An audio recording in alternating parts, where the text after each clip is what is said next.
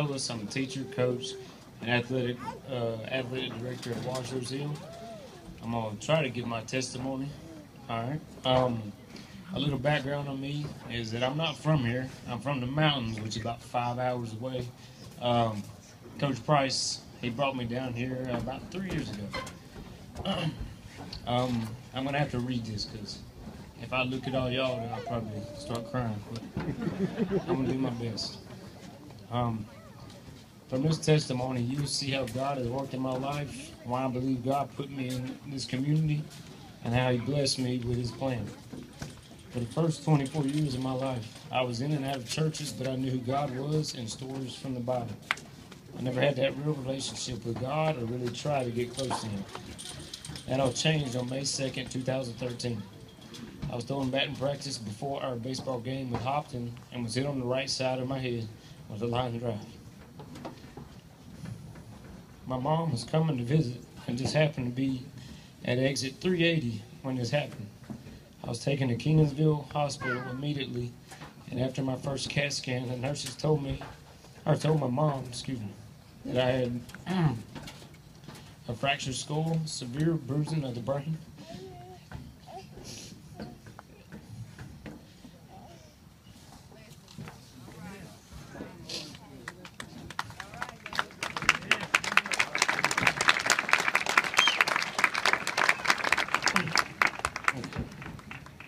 I had a fractured skull, severe bruising of the brain, and the blood the size of a tennis ball in my brain. And if they didn't get me to ECU as soon as possible, then I may not make it.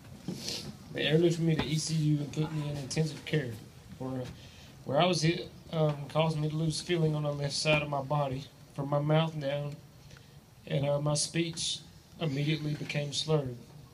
I lay there and thought, why did this happen to me? I'm 24 and I'm not going to be able to move my left side or walk normal or do things I used to always do or wanted to. I didn't know what to do, but I knew that I needed God in my life right then. I prayed to myself and laid there while the rest of my family, my girlfriend and her family would come in and pray for me at different times I was in and out of it. Because of my medicine. I gave my life to the Lord on the night of May the 4th, 2013, because I knew that He was in control, and everything happens for His reason.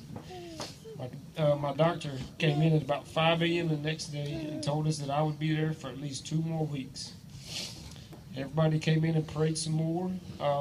Later that same day, probably a little after lunchtime, I started getting feeling back in my left side of my body. I could move my hand, I could start to move my mouth a little bit, and I could feel my left leg. So it showed me that prayer worked. But so the physical therapy team came and got me up out of bed, and for the first time in about 3 days, I was able to walk. And not only walk, but they took me up steps, and I was able to walk up and down those steps, which I didn't think I was going to be able to do.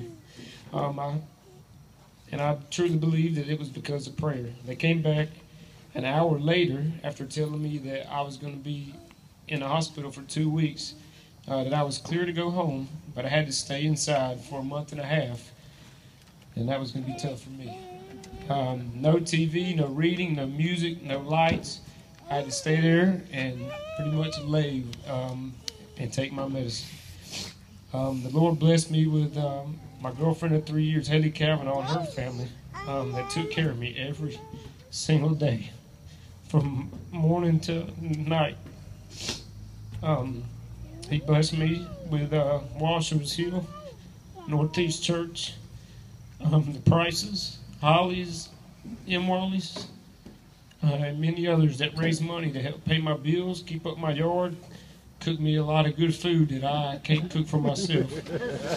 And I put on some weight, and when you can see that, and take care of me as if I was their own.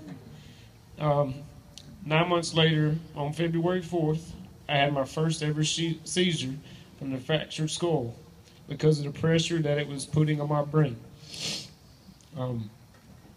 I knew something wasn't right. My previous doctor told me that I'd be okay, that the fracture and dent in my head would be a good story to tell.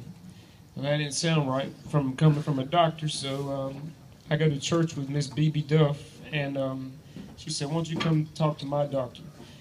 And a church member at Corinth, Amy Peterson, they both worked together. So I went and seen them, and on that day I first met that doctor, he looked at my CAT scan and said, "You need to have surgery right now."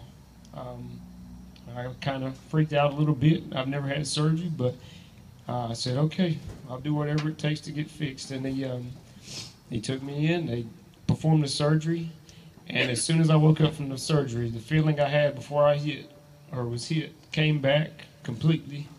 My speech went from being slurred and me not making any sense to actually being clear, like normal, like I used to be.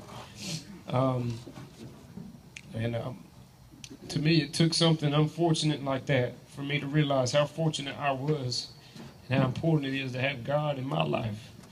I'm far from perfect, and even though I try not to, I sin every day. But because He died for us, I know that by giving my life to Him and taking time every day to get closer to Him, that I'm going to live eternally. And that's my testimony.